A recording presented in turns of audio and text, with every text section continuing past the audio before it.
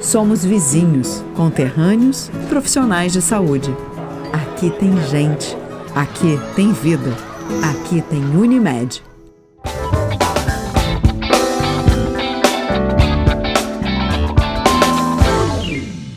Muito bem, nossa saudação a todos. Estamos dando início ao nosso programa painel aqui na TV Erechim, em nome de Unimed Erechim.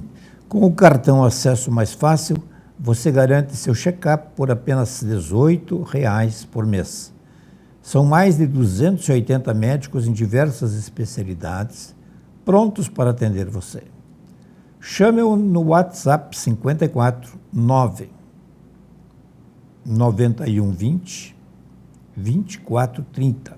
54 9 9120 2430 e peça já o seu cartão Acesso Mais Fácil da Unimed Erechim.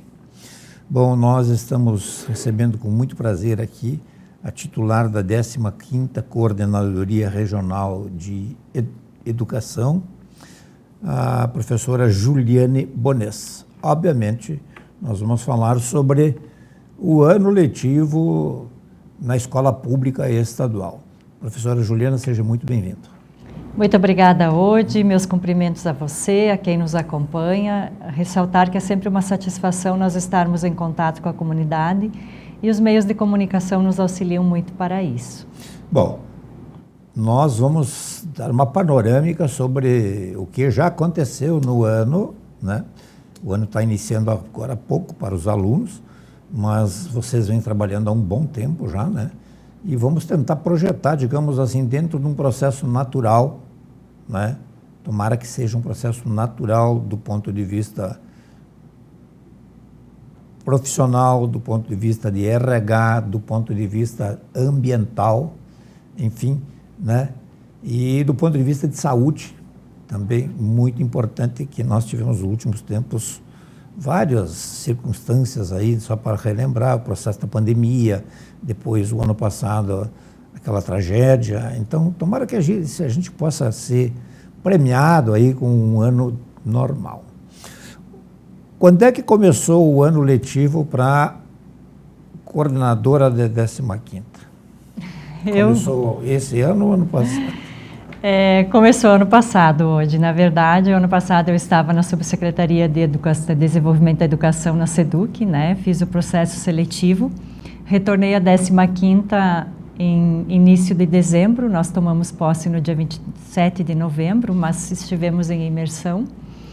Então, para mim, começou há muito tempo, sim, porque não só pensando as ações da 15ª, mas pensando as ações educacionais do Estado, né, estando na Secretaria, no órgão central, nós iniciamos a pensar isso já em agosto do ano passado, mais definitivamente, mas muitas coisas já se discutiu em abril, quando eu fui transferida para lá.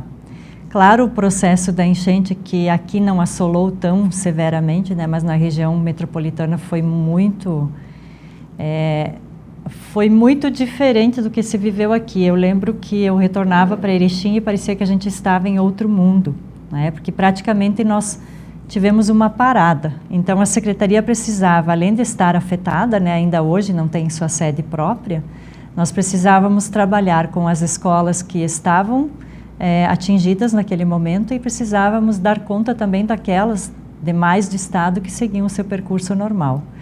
E sempre a Secretaria foi muito grata com os gestores nesta compreensão, porque como nós somos uma rede, a rede ela tem medidas e encaminhamentos que são para todo o sistema, né? E isso é um trabalho que neste ano nós temos focado muito, porque muitas vezes nós achamos que na nossa escola aquela organização pode ser diferente, não tirando a autonomia que temos de organização, mas o regramento ele é único para todos. Então nós iniciamos o ano de 25, bem antes de 24 terminar. Deixa eu ver se eu entendi bem. A Juliane, coordenadora da 15ª CRE, continuou como coordenadora da 15ª CRE ou foi fazer o que lá em Porto Alegre? Exatamente não, assim. Eu não continuei. Na verdade, eu tomei posse lá dia 10 de abril de 24, a um convite da secretária estadual, professora Raquel Teixeira, para que eu fizesse parte da Subsecretaria de Desenvolvimento da Educação como secretária adjunta. É o lá que em Porto Alegre. Lá em Porto Alegre, no órgão central. É basicamente o pedagógico, né? O que nós conhecemos assim. E eu estive lá durante esse tempo, mas eu prossegui fazendo o processo seletivo de coordenador regional, que ele foi aberto em abril, em final de março de 24. E o resultado dele chegou ali em meados do mês de novembro, né? Então, como eu obtive êxito, eu retornei para Erechim, assumindo a coordenadoria novamente a partir de dezembro. Quem é que respondeu pela coordenadoria nesse tempo? A professora Ivânia, que era a minha adjunta, respondeu muito bem por esse tempo, né, em que eu saí, né, e ela assumiu como coordenadora. Tu chegasse a ser adjunta do que lá mesmo? A Secretaria de Educação hoje ela é dividida em 5 subsecretarias, né, ela tem essa estrutura. Então eu fui subsecretária adjunta de uma subsecretaria que é a de Desenvolvimento da Educação Básica.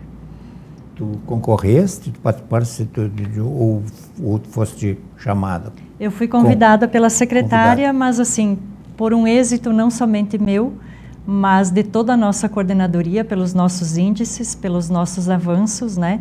Foi uma coordenadoria que se destacou no ano anterior também, em 23, em 22, pelo processo de gestão. E ela, a secretária, ela é uma professora, né, que tem muito presente o dia a dia da escola, tanto que ela visita muito as escolas e conversa com muitos diretores. E ela entendeu por bem ter uma pessoa de coordenadoria dentro da SEDUC, exatamente para trazer esta prática, né? Porque o objetivo é que as políticas atendam exatamente o que é necessário na ponta. Isso é, a política pública ela só é efetiva se ela acontecer na escola, no caso da educação, né? Então ela teve essa preocupação e ela mantém isso, porque na minha saída é também uma ex-coordenadora regional que hoje desempenha essa função. O que isso trouxe para a Juliane? Isso trouxe uma experiência magnífica, uma visão de mundo da educação que a gente não tem, embora estando na coordenadoria, à frente da coordenadoria, a gente imagina alguns processos, né? E ainda mais que, eu falo assim, quando eu assumi a CRE em 2019, veio a pandemia. E aí eu fui para Porto Alegre e veio a enchente, né? Então, é um aprendizado a mais, porque você precisa saber lidar com as coisas que estão ao redor, além do próprio processo que você tem de execução, né? Então, se trabalha muito no planejamento. Eu vejo ações hoje sendo repassadas para nós, compartilhadas, projetos a serem desenvolvidos, que nós pensamos lá em agosto. Certamente a senhora está bem mais capacitada hoje em dia, né, do que estava antes, sempre esteve. Com certeza. E como é que a senhora pretende dividir isso com, digamos, os seus comandados, as direções das escolas? Então, hoje, isso nos facilita porque, às vezes, nós não entendemos, por exemplo, a demora de um processo. E o processo público, ele é muito burocrático. Hoje eu tenho visão clara quando tem um processo andando que está em tal setor, eu sei o que isso significa, eu mais ou menos imagino quanto ele vai demorar para sair de lá para ir para outro setor.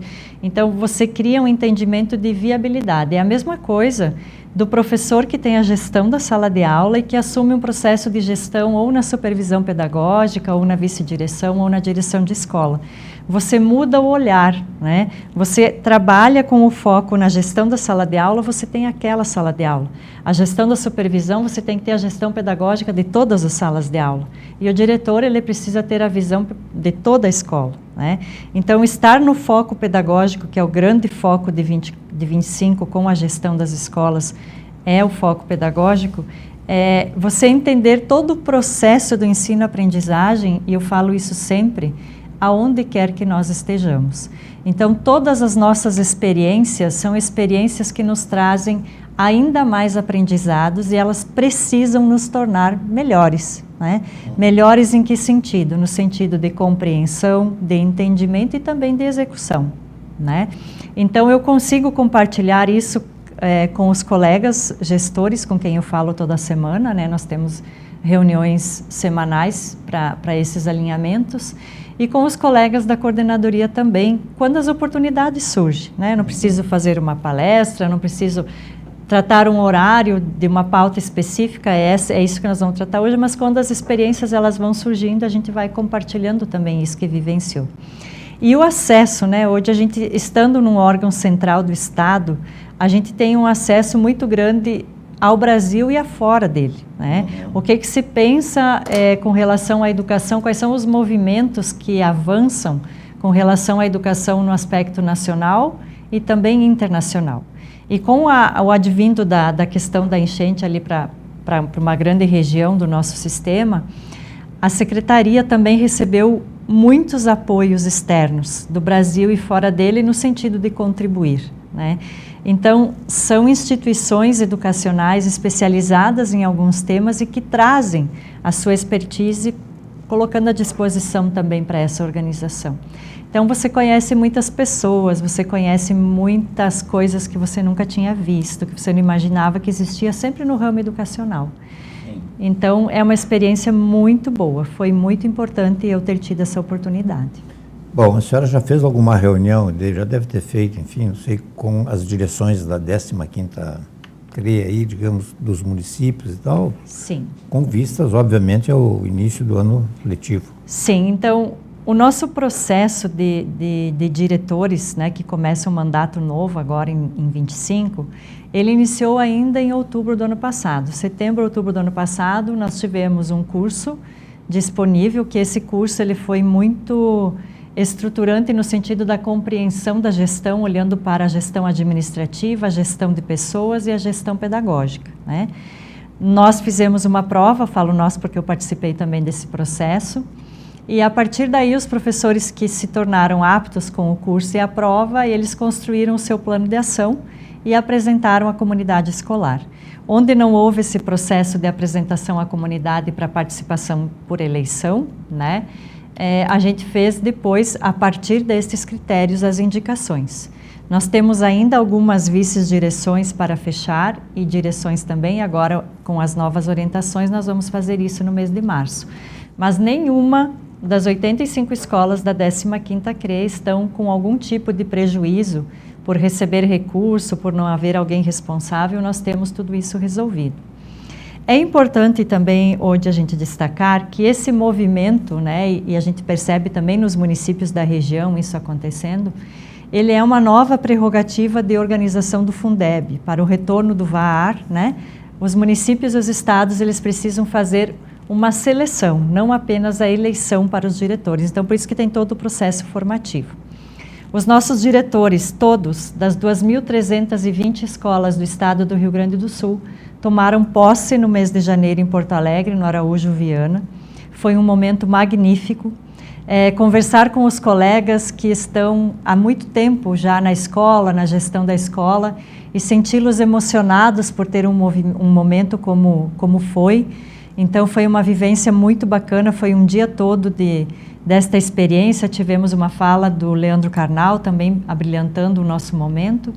E eles também participaram de uma formação. A nossa coordenadoria foi no dia anterior, numa quarta-feira, na quinta-feira foi a posse, e outras coordenadorias foram na quinta e ficaram na sexta na formação, porque é muita gente, né? É um espaço enorme que precisa. No retorno disso, nós fizemos uma reunião presencial no dia 28 de janeiro, né?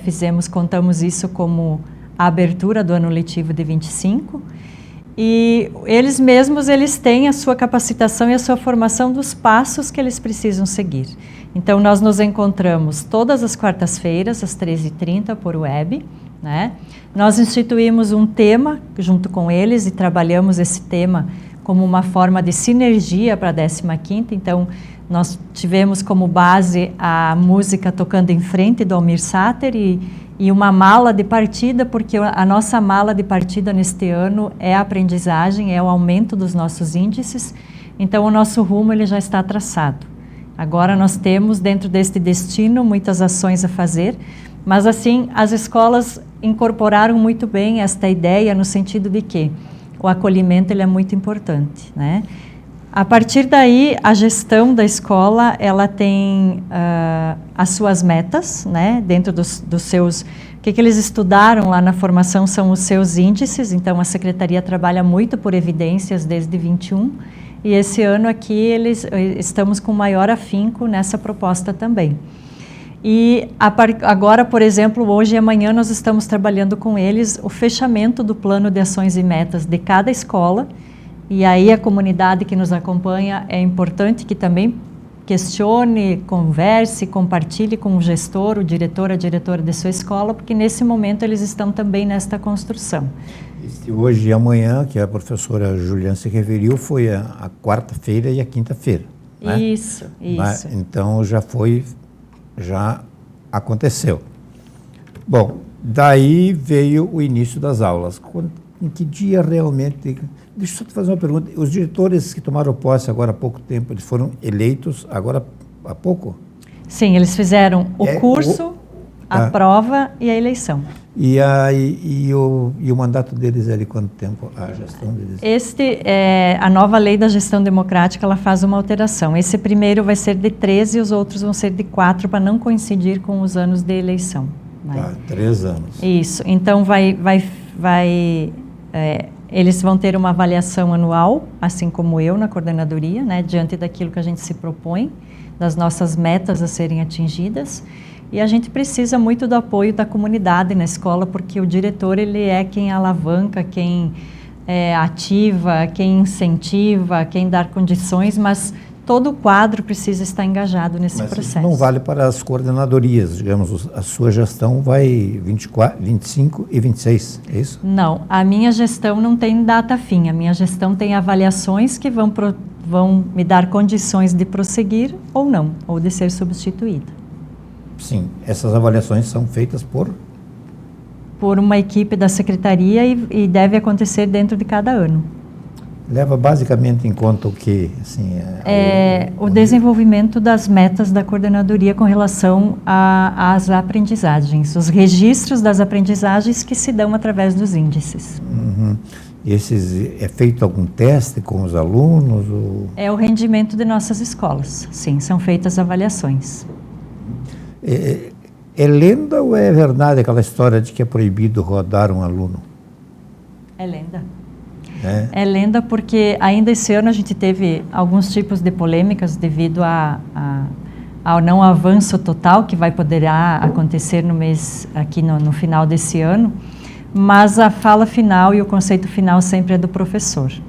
O que nós temos incentivado as leituras e trabalhado também no sentido de estudarmos o que o momento da reprovação avança para a vida do estudante. Na maioria das vezes, avança com que ele se afaste da escola, porque ele acaba se sentindo rejeitado e não tem mais interesse em prosseguir. Então, dentro da estrutura que nós temos hoje, a gente tem na programação pedagógica os estudos de aprendizagem contínua que são desenvolvidos em 2 momentos. Um momento que são todos os dias e outro momento que a gente chama o momento 2, que vai acontecer ali no fechamento do trimestre. São novas possibilidades para desenvolver novas habilidades e novas competências que às vezes no dia a dia dentro da sala de aula a gente não consegue, então pensado em grupos diferentes de trabalho, em estudantes sendo monitores de outros estudantes, em agrupamento não por turmas, não por anos, mas por dificuldades, né? Essa dificuldade, por exemplo, interpretação de texto, né? Nós que somos das letras, agrupar em determinado... Então, é esse movimento de estar contemplando. Por quê? Se nós trabalharmos bem os trimestres, nós não teremos esse problema do avanço ou do não avanço, porque nós já teremos feito todas as possibilidades. O problema que eu quero dizer é de definir, né? Porque se você é professor e você tem a consciência de que você desenvolveu tudo aquilo que era possível, você chamou todas as pessoas que eram necessárias para te ajudar no processo, porque às vezes, na grande maioria das vezes, o processo não é somente do professor em sala de aula. Então, você tem tudo isso muito registrado, é com certeza que você vai criar uma nova consciência de entendimento no estudante do porquê ele avançou ou talvez porque ele ficou retido em alguns componentes. Então, não se é a favor jamais da aprovação automática, mas se é a favor de se repensar o porquê nós reprovamos. O estado do Rio Grande do Sul é um dos estados da Federação Nacional que mais tem índices altos de reprovação. E aí com ele vem os demais, vem o abandono logo em seguida. Uhum. Agora, há alunos e alunos, né? Há casos Sim. e casos, né? Sim. Em que em que o aluno realmente tem dificuldades, né? Ou até de parte dos professores, e há o caso em que todo mundo sabe de alunos que, infelizmente, né, não estão nem aí, vamos usar esse termo comum, né? É um desafio grande que nós temos, principalmente no ensino médio, né, onde eles já são um pouco maiores e às vezes a família não tem esse acompanhamento mais direto. E é exatamente o público-alvo de nossas ações. Então, a permanência na escola do estudante do ensino médio hoje, do fundamental também, mas do médio principalmente, é olhar para o futuro, porque nós, o estado do Rio Grande do Sul, nós já avançamos, né, na chave da densidade demográfica, temos mais inativos do que ativos e nós temos que preparar estes jovens para tocar a nossa sociedade. Muito bem, nós vamos fazer o nosso primeiro intervalo do programa de hoje e já voltamos. O Hospital Unimed Erechim é para todos. Todos que escolhem um jeito mais humano e moderno de cuidar da saúde. Muito além do prontuário, o nosso foco é na pessoa. Um hospital cooperativo que dedica-se ao bem-estar de cada indivíduo. Que olha para a frente, mas está sempre ao seu lado. Que usa os melhores recursos para aproximar as expectativas mais otimistas. O Hospital Unimed é para você, é para todos.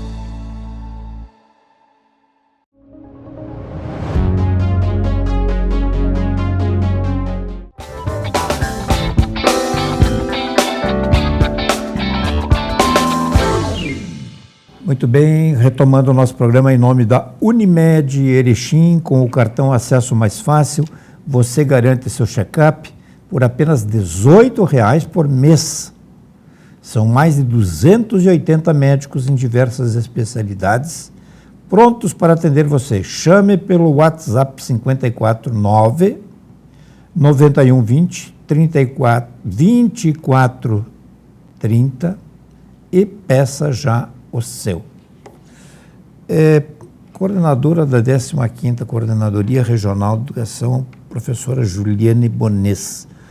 Qual é a agenda do governo do Estado com relação à educação, né, juntamente com as coordenadorias 2025, 2035, desculpe. São 10 anos. Essa é uma agenda pensada exatamente para desenvolver aquilo que nós tivemos como deficitário nos últimos 10 anos. Então, a partir do movimento das assessorias que chegaram, né, colocando-se à disposição, agora falo enquanto órgão central, né, ali no período da enchente, nós fomos desenvolvendo ações enquanto secretaria para tentarmos entender, no patamar que nós estamos hoje na educação estadual, o que nós temos que olhar para trás para entender que diagnóstico nós precisamos construir para entender onde nós estamos hoje. Então, foi feito um estudo de 10 anos atrás, né, de 2015 até 2014, 2015 até 2024, para entender onde estão estes gargalos. E a partir daí nós construímos, né, foram muitas dinâmicas, muitos processos de organização, inclusive com consultas e visitas a algumas escolas, alguns diretores, a Secretaria construiu a Agenda 2535. O que ela prevê? Porque aquilo que é diagnosticado é muito difícil que a gente consiga, vou usar o termo assim, corrigir em um ano. Então, nós precisamos ter cada passo para chegar lá ao final e nós termos esse êxito. Um aspecto importante de destacar é que esta agenda, ela não é uma ação de governo, ela será uma ação de Estado. Então, qualquer que seja o partido ou o governador que assuma o próximo mandato do Estado do Rio Grande do Sul vai segui-la, porque ela tem uma estrutura de Estado, ela é feita a partir das evidências, ela não é um achismo, né? E com isso ela fica muito bem estruturada. Isso quer dizer que quem assumir o governo do Estado a partir de 27 é obrigado a seguir essa... Vai precisar seguir esta agenda. Porque ela não é de uma vontade do governador ou da secretária. Ela é de uma vontade, de uma realidade que se apresenta dentro de um Estado comparado às outras federações e também a outros órgãos, a outros países internacionais. Por exemplo, o ensino médio em tempo integral, a prerrogativa dos percentuais de avanço, né? Nós já avançamos muito bem, mas o Estado vai precisar avançar mais. Por quê? Porque comprova-se que os países desenvolvidos, eles tiveram melhores profissionais que saíram melhores qualificados no ensino médio, seja para seguir no ensino superior, que é o nosso grande incentivo, né? Ou seja, para seguir no seu caminho já profissional, se aperfeiçoando em alguma parte mais técnica. Então, não é um querer, né? E isso é bem importante que a população entenda, e a população educacional principalmente. Não é um movimento de achar que nós temos que fazer isso agora. Nós fazemos isso agora porque se comprova que nós estamos falhos em algum momento. Então, uma das grandes metas que se tem é desenvolver aquilo que nós já desenvolvemos, mas num período mais curto e não deixando ninguém para trás. Deixa eu colocar uma situação, eu gostaria de saber se foi levado em conta, se está dentro desse plano de desenvolvimento, vamos chamar assim, de 2025 a 2035, é comum, eu ouço muito isso, assim, a escola do ensino médio não prepara para nada, não prepara o aluno para absolutamente nada, ele sai dali e não sabe nada, né? Um ou outro que tem mais vontade de estudar, ou estudou mais, tem mais probabilidades de passar em um vestibular. Mas, de resto, terminou o ensino médio, terminou a carreira dele na escola. Foi levado em consideração isso? Sim, na verdade, isso é considerado até antes, quando se traz a reforma do ensino médio, né? Porque é um gargalo muito grande e, vou dizer assim, ela não está atendendo 100%, porque é um processo que o Ministério da Educação também monitora e abre pautas para que as pessoas falem sobre, os profissionais da educação falem sobre. Eu quero dizer que ele não está 100% exitoso, porque ainda está em fase de construção. Mas a reforma do ensino médio, ela traz esse olhar de que a gente consiga desenvolver nas séries do ensino médio as aptidões dos estudantes. Então, quando eu falo que o planejamento precisa ser em habilidades e competências e não em conteúdos específicos, é exatamente para que o estudante saia apto a pensar, a comunicar, a resolver problemas, a saber se relacionar, né, a trabalhar em equipe. Então, vem com esse cuidado. Por isso, nós temos o componente, vou dar o exemplo, né, de um deles, do projeto de vida, que exatamente vai fazer com que o estudante, vai instigá-lo para que ele consiga pensar no primeiro ano do médio, na primeira série do ensino médio, qual é a área que ele se destaca mais, qual é a área que ele se identifica mais, para que na segunda e na terceira série ele consiga ter dentro dos itinerários formativos uma formação mais voltada para isso. Isso vai entrar em vigor já? Já está em vigor. Já e está. Os professores têm essa capacidade de... Lá no outro ano ainda, em 2023, a gente fez a capacitação e os cursos sempre eles estão disponíveis no portal e estamos fazendo agora novos, porque é um processo que nós temos que ir aprendendo, né, e fazendo. Então, a Secretaria se preocupa também com a formação de forma não presencial, porque o estado é muito grande, mas dentro do portal nós temos esses acessos para conseguirmos estar aptos a, né? Porque eu sou professora de português, mas de repente lá na terceira série do médio eu vou trabalhar num itinerário que vai falar mais expressamente da comunicação, eu também vou precisar me preparar para isso, né? Então, a ideia no primeiro ano é que o estudante veja qual é a sua área, né?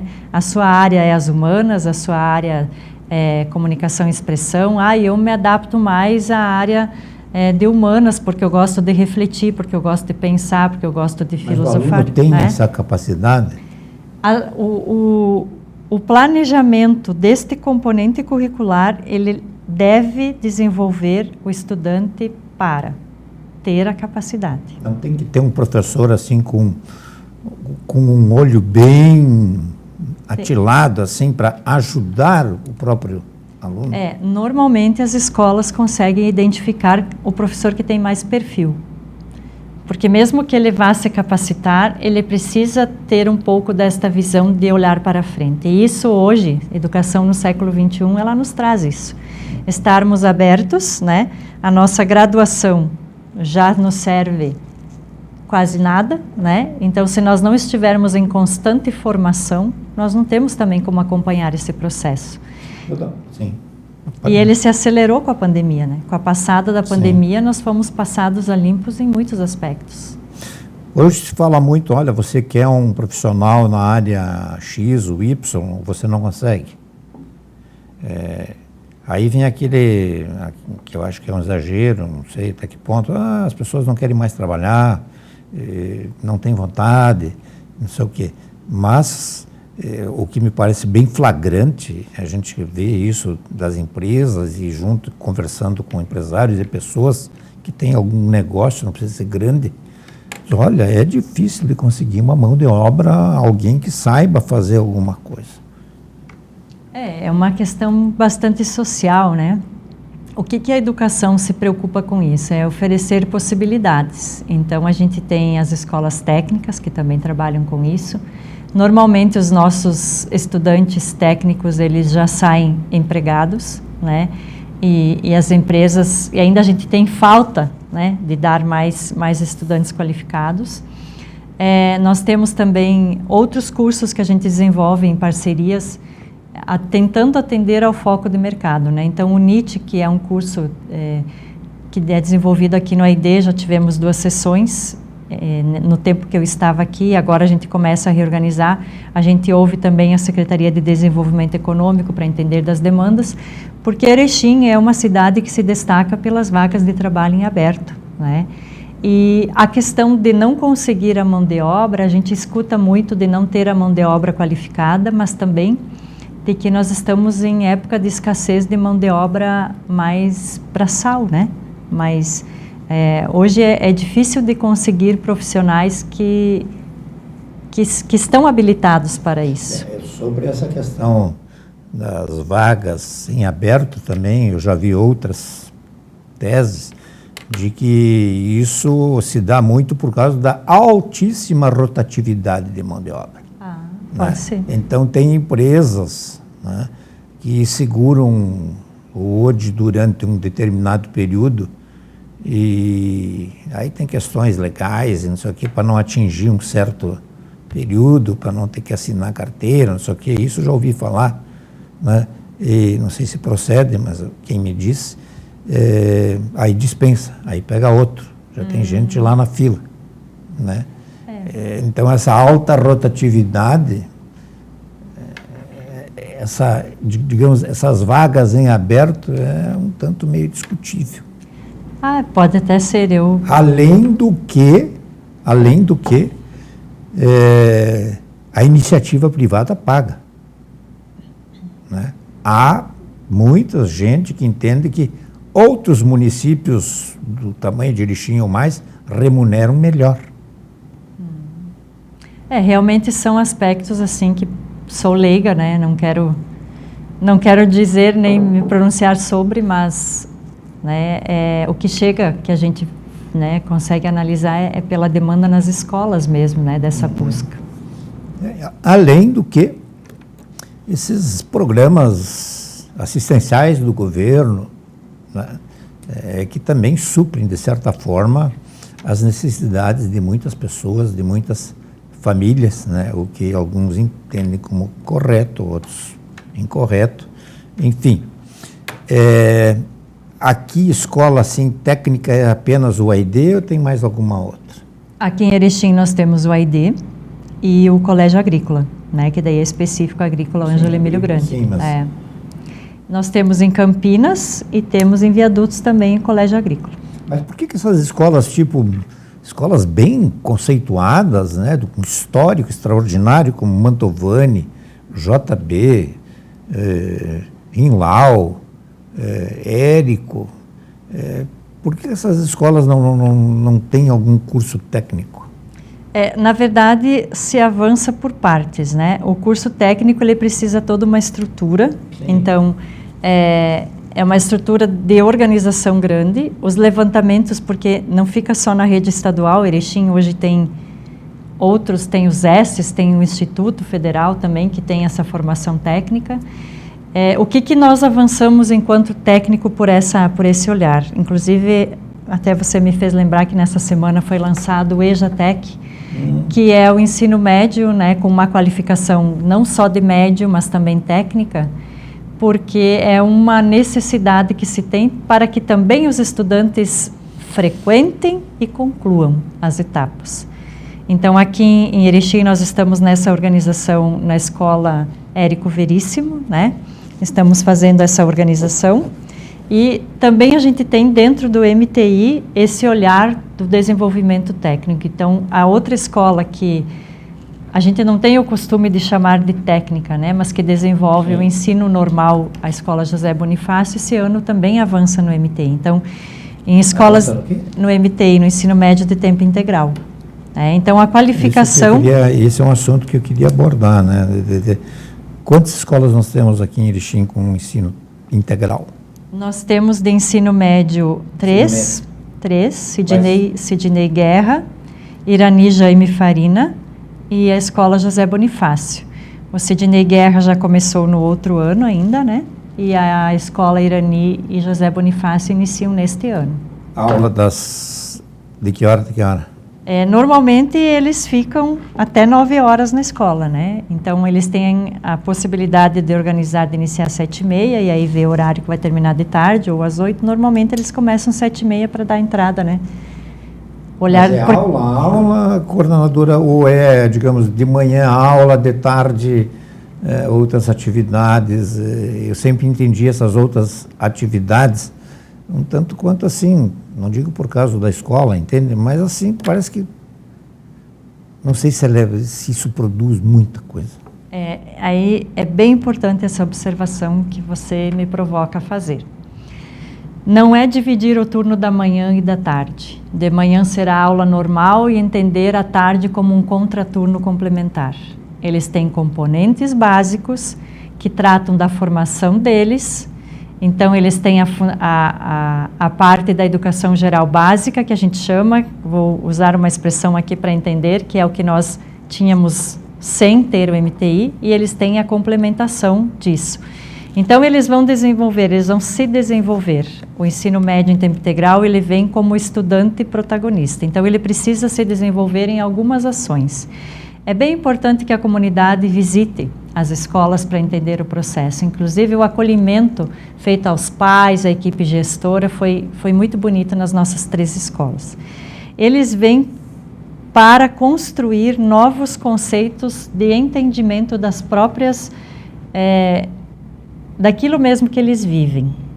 Para quê? Para que na escola ele consiga desenvolver algo que não esteja tão distante da sua realidade. Que é também uma fala antiga que a gente tem, que na escola a gente estuda o que nada vê no dia lá fora, né? Então, eles aprendem a fazer pesquisas, eles aprendem a trabalhar em laboratórios, eles aprendem a se desenvolver nas tecnologias. E aí, dentro da organização do ensino médio, não é ter mais aula do mesmo, é ter aulas que vão qualificar como um profissional diferenciado. Ministradas por quem? Por professores qualificados. Qualificados, sim, nessas respectivas áreas. Eles têm toda uma organização diferente, né? Além de ter o coordenador que cuida destas turmas, eles vão ter o coordenador de área, que vai sentar com os professores de área. Então, o coordenador de área e todos esses profissionais, eles tiveram formação presencial em Porto Alegre. Inclusive, os orientadores educacionais que trabalham com o MTI. Então, eles voltam e eles fazem essa organização. Então, eu sou da área das humanas. Eu tenho um tempo X dentro da semana que eu vou sentar com os meus professores das humanas e vou fazer o meu planejamento. Muito bem, nós vamos... Muito bem estruturado. Tá, nós vamos fazer o nosso último intervalo e voltamos dentro de instantes. Quantas vezes você ficou frente a frente com você mesmo? Desse jeito, no espelho, olhando dentro dos seus próprios olhos.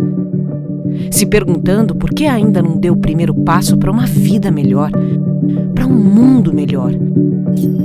Por que você ainda não enfrentou aquele medo que nem o seu reflexo conhece? Já pensou na rotina que deseja tanto mudar? Já se propôs a enfrentar seus desafios em voz alta? Já se encheu de coragem para tomar uma decisão como se estivesse incentivando alguém muito importante para você? Mudar um hábito é criar consciência e é o melhor conselho que você pode se dar. É o momento de pegar na sua própria mão e falar: vem comigo. Busque uma versão ainda melhor de si mesmo. Vamos juntos? Mude um hábito. Unimed.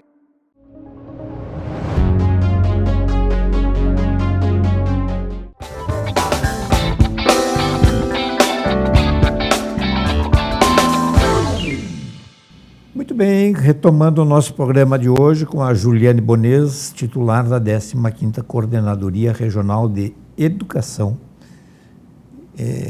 Esse setor tão importante na comunidade de Erechim, e o que a gente falou no bloco anterior, talvez possa ter uma participação mais efetiva e prática dos pais, da família, que devem ter uma ideia mais fiel, assim, do que o meu filho pode ser direcionado para quê? Mais para isso, mais para aquilo, mais para não sei o quê. Acho que eles sabem mais. Mas na escola também digamos, o lugar mais até apropriado para descobrir para que realmente a pessoa serve. No fundo, realmente, acho que quem vai descobrir para que realmente serve é cada um por si. A gente precisa criar estratégias para que a pessoa se dê conta, né? E as pessoas têm que começar cedo, né? A vida passa rápido, os desafios estão aí. Bom, vamos falar temas mais assim, de ventiladores em sala de aula, o ar-condicionado, como é que está a 15ª aí? A nossa região, todas as escolas do estado receberam um recurso, né? Além da autonomia mensal, receberam em dezembro uma verba extra do Agiliza, exatamente para ter estes cuidados, tendo esta previsão. Nós estamos com alguns problemas em rede elétrica, então não que falte recurso para comprar o ar-condicionado, mas não pode ser instalado porque a rede elétrica ela é muito antiga, né? Os nossos prédios eles têm uma idade e a maioria deles ainda tem a mesma rede elétrica, e com o passar desse tempo a gente acresceu coisas nessa rede e ela vai ficando deficitária. Então a Secretaria de Obras, que é quem cuida das obras, tem isso uma preocupação muito grande, já está nessa organização. Nós também hoje à tarde vamos ter mais uma reunião com a Coordenadoria Regional de Obras para fecharmos, hoje que eu falo quarta-feira, né, Udi? Para fecharmos esses encaminhamentos. A grande maioria das escolas já está equipada, né? As que não estão, nós estamos conversando cada caso a caso como resolver. A gestão da escola tem essa gestão de organização apenas quando entra na questão da rede elétrica, que não cabe à escola fazer, e sim é uma obra. Aí, como sendo obra, vai precisar ser tocada pela Secretaria de Obras. Os demais reparos, além dos nossos prédios serem muito bem cuidados na nossa região, nós temos também agora para manutenção, né, uma empresa por ata de registro de preços. Então, nós temos um problema já de rede elétrica na escola Jesus Menino de Barracão, que aconteceu no ano passado, no final do ano passado, e que agora é a primeira a ser executada. Então, está em fase já de avaliação do orçamento que a empresa fez, está na Secretaria de Obras, deve ser liberado para iniciar nas próximas semanas. Esta empresa, para dar um exemplo, ela vai na escola por esta emergência, mas ela também já vai fazer todos os outros reparos que a equipe gestora apontar, né? Claro que passando por um crivo da Coordenadoria de Obras, realmente avaliando da necessidade tecnicamente, né? Nós somos professores, não entendemos muito da técnica de obras, mas quem é de obras entende. E aí esta empresa, ela vem, né? Em todo o estado isso acontece.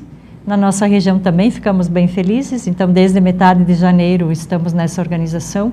E teremos também esta empresa, não para obras, mas para pequenos reparos. Vamos passar meio rapidinho, assim, número de professores na 15ª Coordenadoria. Nós temos alguma escola sem aula por falta de professor?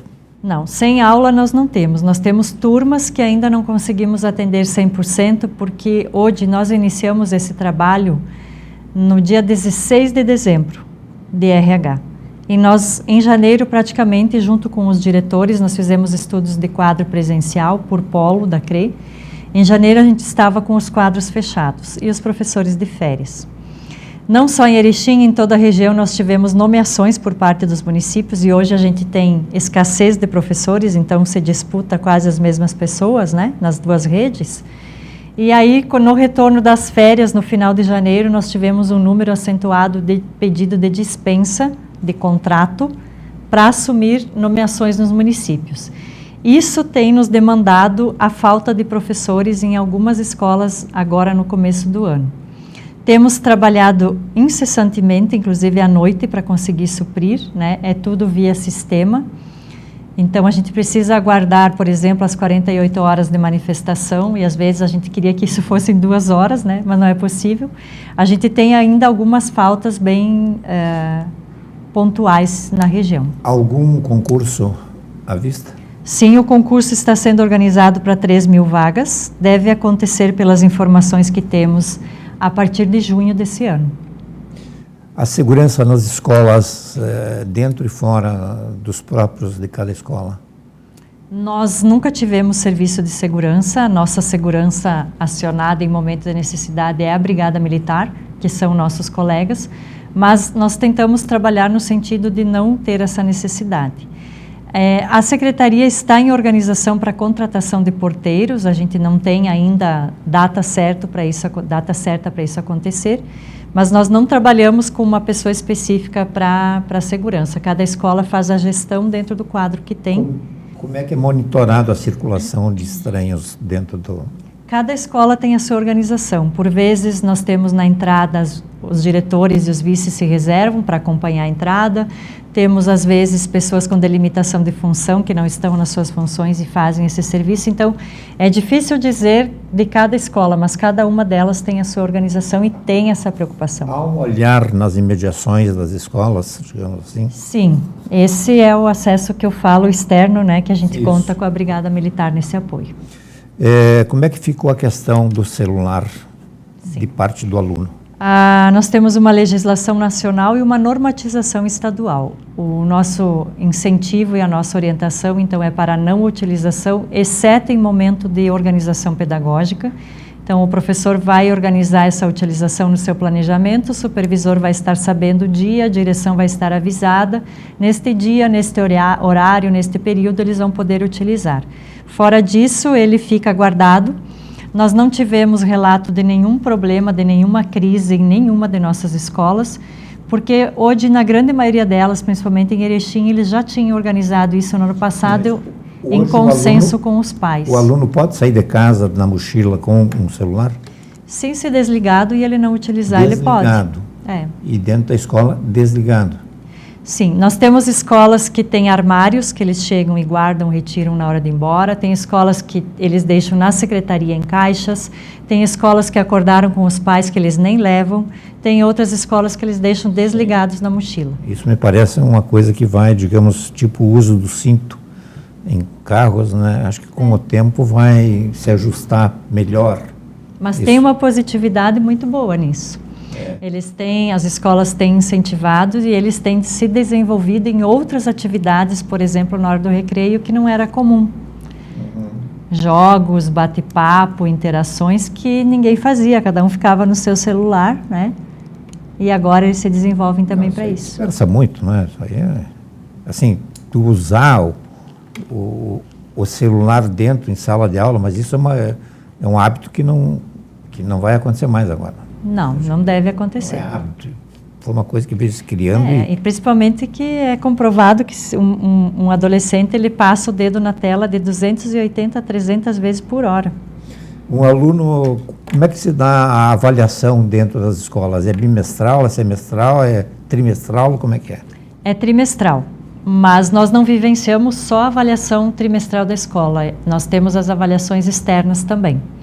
Então, já agora, no dia 6, nós iniciamos a avaliação diagnóstica contratada por uma empresa contratada que vai fazer isso em todas as escolas estaduais. Por quê? A partir da diagnóstica, nós vamos traçar o planejamento, porque ela vai trazer por turma, por estudante a dificuldade, e baseado lá na BNCC, né, que já vai fazer 10 anos e que ainda muito temos que aprender com ela. E a partir daí se dá o planejamento. A escola vai acompanhar a execução do planejamento e aí vai fazer novamente a avaliação. Então, é um processo de avalia, planeja, executa, avalia, planeja e executa. Não sei se me expressei bem, eu me refiro à avaliação do aluno, digamos, através de uma prova escrita. É Sim. feita trimestralmente, então? Trimestralmente. E é bem importante que você fala da prova, porque a prova é uma, né, das avaliações que Sim, nós... é uma delas, mas talvez uma das principais até. Depende da habilidade que você está trabalhando e a forma como você está desenvolvendo. A 15ª chegou a se inscrever e reivindicar, digamos, a implantação de uma escola de um educandário cívico-militar ou não? Não, isso não é uma discussão que passa por nós, isso é uma decisão de órgão central. De órgão central, a senhora se refere ao Estado? Ao Estado, Secretaria Estadual. Do Estado. Uhum. Como a senhora esteve em Porto Alegre, no Estado, nós temos. Em algumas regiões temos, principalmente ali, que me lembra assim, na região metropolitana, região da Serra. Sim, nesse caso... Não sei dizer o número, assim, mas me lembro de alguma coisa que tinha. Nós temos a famosa escola, o famoso colégio militar lá em Porto Alegre, que isso aí já faz muitos e muitos anos, não tem nada a ver com... que eu ia dizer mais... Como é que está o olhar do professorado, na sua opinião, com vistas ao mercado de trabalho dos alunos? Afinal de contas, o aluno é preparado para o quê? É para o velho, antigo e tradicional vestibular? Nós já falamos um pouco disso. Ou o professor consegue, na sua fala, inserir assim, olha, quando se vira para a turma, né? E diz, olha, pense um pouquinho naquilo que vocês querem fazer. Eu tenho lido um pouco sobre o mercado de trabalho, um editorial de um jornal de São Paulo, há poucos dias, deu aí, que nós vamos ter até 2040, se eu não me engano, o enxugamento de 92 milhões de profissões, assim, que vai atingir esse público.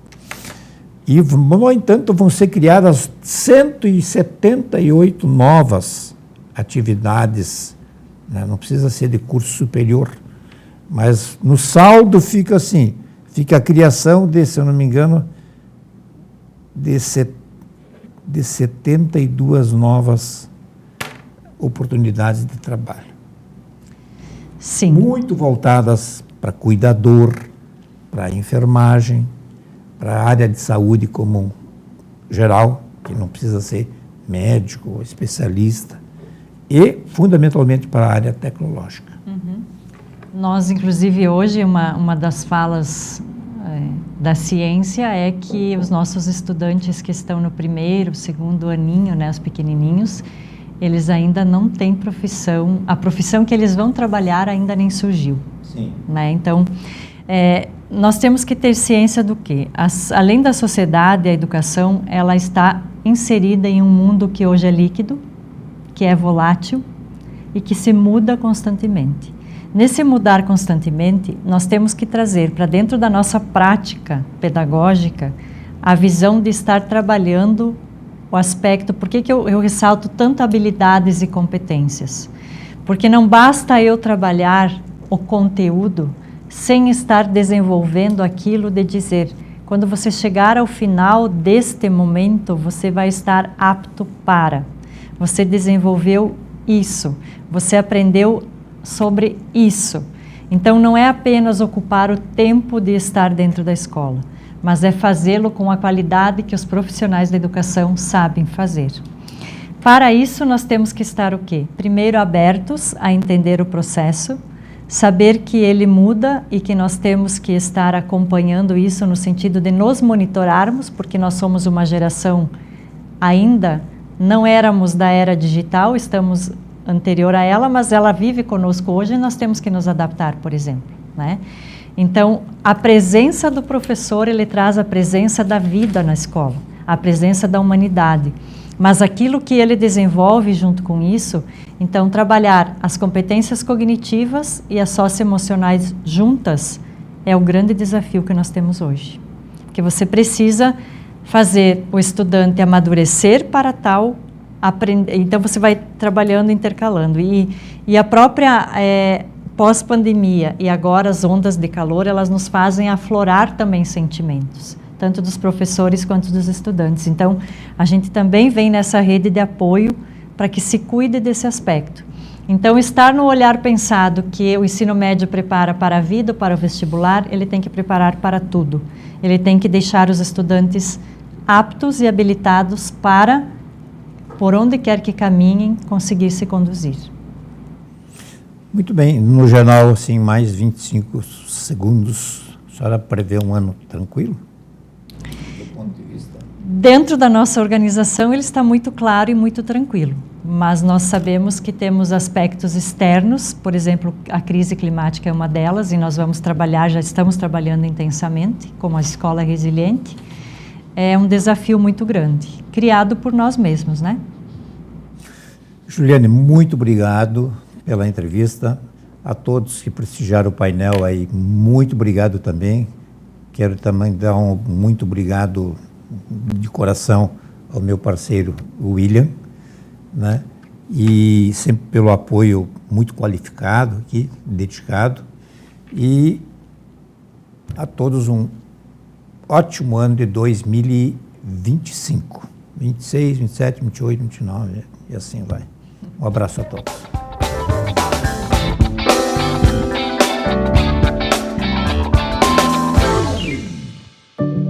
Quantas vezes você ficou frente a frente com você mesmo? Desse jeito, no espelho, olhando dentro dos seus próprios olhos. Se perguntando por que ainda não deu o primeiro passo para uma vida melhor, para um mundo melhor. Por que você ainda não enfrentou aquele medo que nem o seu reflexo conhece? Já pensou na rotina que deseja tanto mudar? Já se propôs a enfrentar seus desafios em voz alta? Já se encheu de coragem para tomar uma decisão como se estivesse incentivando alguém muito importante para você? Mudar um hábito é criar consciência e é o melhor conselho que você pode se dar. É o momento de pegar na sua própria mão e falar: vem comigo. Busque uma versão ainda melhor de si mesmo. Vamos juntos? Mude um hábito. Unimed.